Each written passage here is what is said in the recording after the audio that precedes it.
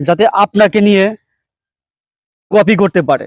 ভাই, ফেসবুকে আপনারা নিজেদেরকে তুলে ধরুন, অন্যের কপি ভিডিও আপলোড না করে, অন্যের মিউজিক ব্যবহার না করে ঠিক আপনাদের নিজেদেরকে প্রেজেন্ট করার চেষ্টা করুন, যাতে অন্য মানুষ, কারণ অন্যের কপি আপনি ইউজ করবেন না, অন্য মানুষ যেন আপনাকে নিয়ে ঠিক কপি করতে পারে সেই ধরনের কিছু করুন।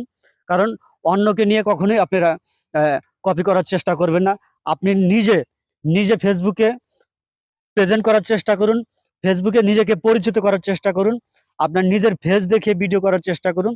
তাহলেই কিন্তু ফেসবুকে যেমন সফলতা পাবেন, ঠিক আপনার ফেসটাও, এই ফেসটা যখন আপনার পরিচিত হবে, তখন আপনার যে কোনো পেজে কাজ করেন না কেন, আপনি কাজ করলেই কিন্তু আপনার যখন এই পেজটা যদি আপনার সমস্যা হয়ে যায়, আপনি দ্বিতীয়বার একটা পেজ